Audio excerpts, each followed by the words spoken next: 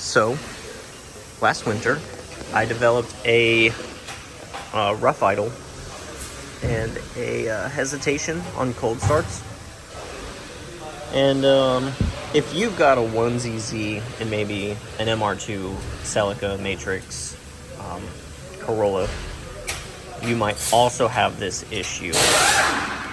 My check engine light will also come on with a P0171 code, which is a System 2 lean.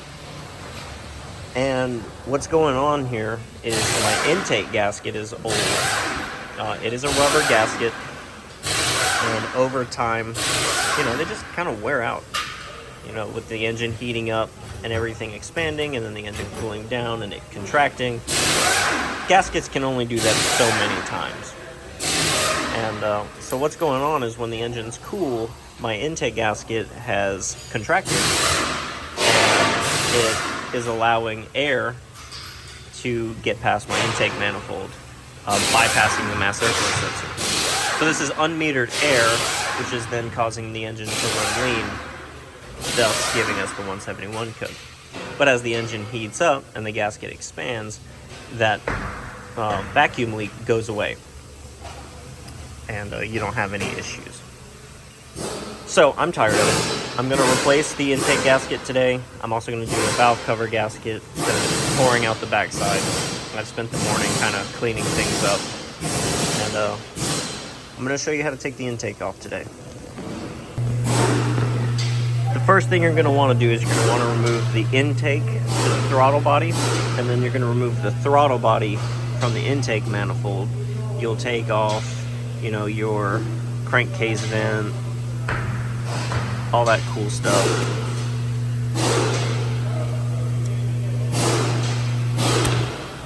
And then we're going to move this harness out of the way for your fuel injectors. If you've never messed with these, this guy right here comes down. You pull it downwards like this, and it slides off the bracket. So you can see how this one's on there. If you were to do that, it comes right off. So once I get all this out of the way, we'll move on to the next step.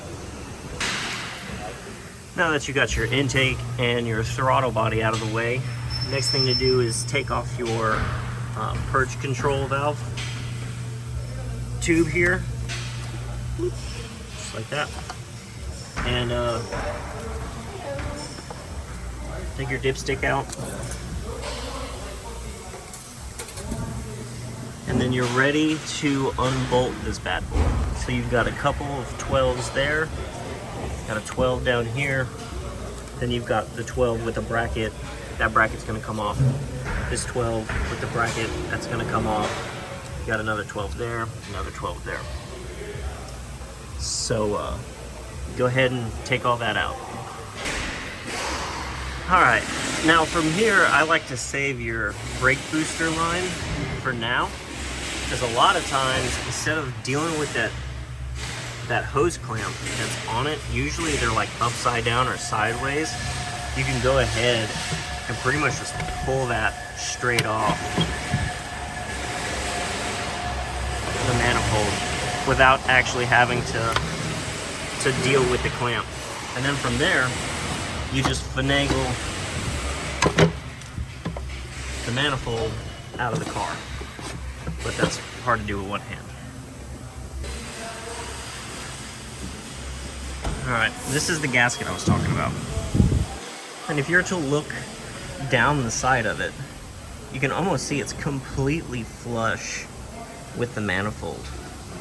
And you don't want that. You want it to protrude just a little bit, so when you put it back on, it squashes against your mating surface on the cylinder head, which we're going to clean up because we want a nice, good, clean surface.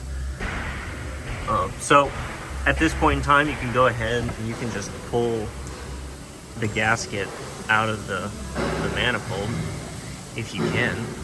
Okay. Oh, that's been in there for a very long time.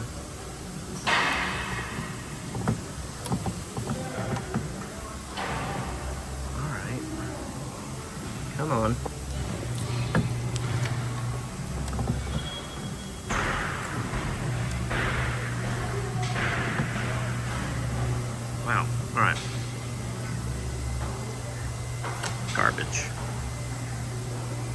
Wow, that's way more difficult than it looks, to try to like shoot something into a trash can by looking through a screen rather than looking at it in real life. Anywho, go ahead and just clean this up with like a shop rag or paper towels or whatever you got handy. And on this side, with a shop rag, you're gonna clean all this off of it. And you're gonna get some Scotch-Brite. We're gonna clean up that surface pretty good. So next time you see this, it'll be all nice and clean. Now that you've got your mating surface all nice and pretty, and your intake all cleaned up, you go ahead and put your new gasket into the intake. And you can see how much further the new gasket sticks out from our last one, where it was pretty much completely flush with the intake. And that was our problem all along. That's what was allowing the air to escape past the manifold. So basically, you put it back together in reverse order, but now's a good time to take your brake booster clamp and rotate it to where you have access to it. So I'm gonna handle that, but I'll show you the whole car once it's all put back together. And there it is, all put back together. This would also have been a good time to clean your throttle body. But other than that, it's a pretty simple, straightforward job. Anybody could do it. I just need to tighten up this last bolt down here, which honestly doesn't matter if you forget, but I'm sure the engineers put it there for a reason. I can't tell you how many cars have actually come in with that completely missing. But that's it. Hopefully this helps somebody out. I know that's a pretty costly job if you were to have it done at a shop. This could be done in your driveway with normal hand tools. It's a 10 millimeter for your hose clamp, 10 millimeter for your throttle body, and then the rest of it are 12 millimeters. The only thing that the average person may not have is a long extension. A regular 6-inch is just fine. So I use deep sockets on all this stuff. But anywho, that's that.